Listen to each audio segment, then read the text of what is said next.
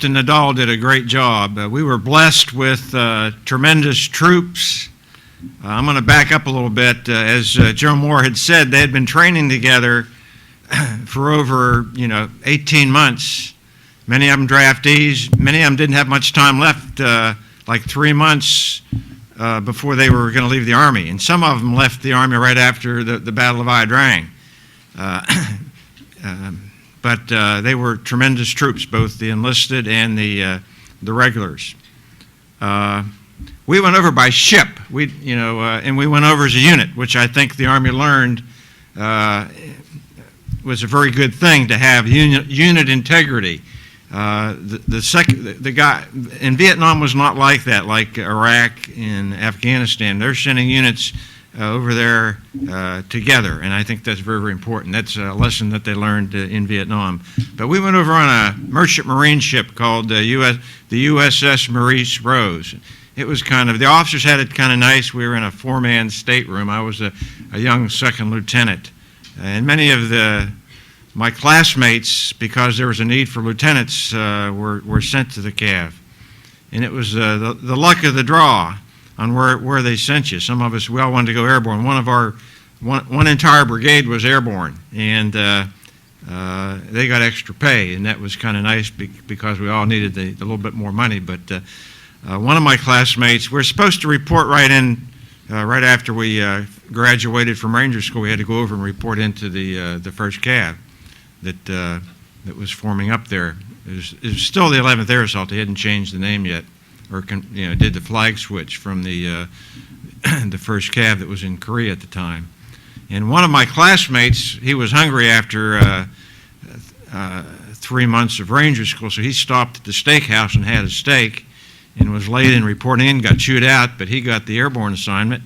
And we followed our orders and reported right in, and were assigned to the 7th CAV, which was a great unit, but we didn't get airborne pay. The other interesting thing is our weapons were new.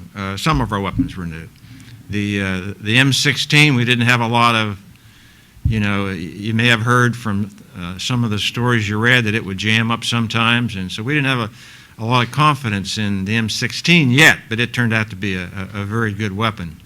So many of us, because we went over as a unit, or we went over and all of our stuff went with us in the ship, we loaded up some of our own personal weapons.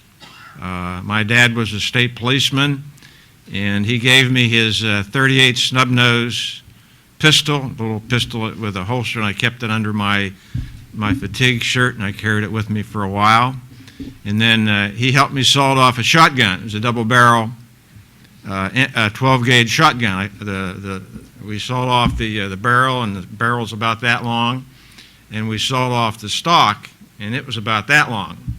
And I gave that to my point man because that seemed like it was a good effective weapon for the point man. And there are a lot of other personal weapons like that too. But we had an accident. One of the troopers got shot in the buttocks with one of these civilian pistols. It wasn't mine.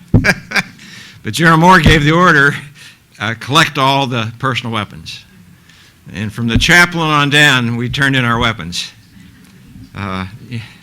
And our weapons turned out to be very, very effective. My platoon was an outstanding unit. I had sergeants from the Korean War. One of my E6s, staff sergeants, was a medic in Korea, and he carried my aid bag because we were short medics during the Ia Drang. So I had a full complement of E6s, squad leaders, all with 10 to 18 years of service. My team leaders, my E5s, some of them were very seasoned, some of them were draftees.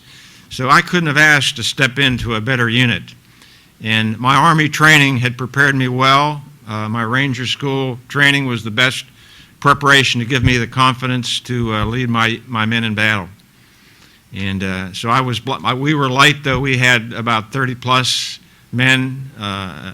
A full unit would have been 43. So we were light with all the things that go on, the kitchen police, the people that were going on that were getting ready to be evacuated or out of the area, plus some had some of the sicknesses. So I had about 30 men in my platoon, and they were great. A runner came over to me during the early part of the battle and said, Colonel Nadal has been hit. You're in charge. And I said, oh boy, just like in Ranger School, at a critical time in the situation, they change leaders. So I started getting ready, figuring out what I'm going to do as a company commander now. So I went over to the company command post, and there was Captain Nadal there, and I said, I thought you were hit, and I was ready to take over. I missed a critical key word, which communication is very, very important. The first word, if, I didn't hear. If Colonel Moore gets wounded, you're going to be in charge, because I would have been the next in command. Our executive officer was back in the rear and wasn't in the battle area. So Colonel Moore made the decision, or Captain Nadal made the decision to put me in charge if he got wounded. But we made 2 attempts to get to that platoon that first day, and on the first attempt, it was B Company alone, and Captain Nadal attached me to B Company. So I went up with Captain Heron, the B Company commander, on that first attempt. But we were getting a lot of contact and a lot of casualties, and so we pulled back to reinforce and get more troops. And then we made a second attempt to get to that platoon, because it was our policy not to leave anybody behind, and we were seriously trying to get out there to get them. And we didn't. It was on that second attempt that my action happened. We had 2 full companies online trying to get up to the platoon and taking. We had artillery prepping the front of us. Our own artillery and mortars were prepping, trying to soften the ground and to keep the enemy down as we were moving forward. But it was a very intense fight. I was wounded that first day after I had attacked the bunker with my grenade. And like I said, we had the 3 main weapons my platoon had were the M16.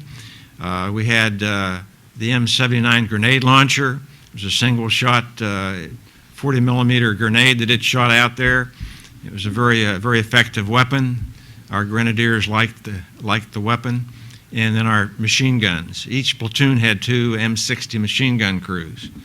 And we had, each of us carried each squad in my platoon had 2 light anti-tank weapons called an M72. It was a one-shot throwaway bazooka, and it was a very effective weapon. We didn't have any enemy with armor, but it could be used to shoot into the trees and produce a lot of shrapnel, or shoot at some of the anthills and pillboxes that are in fortified positions that the enemy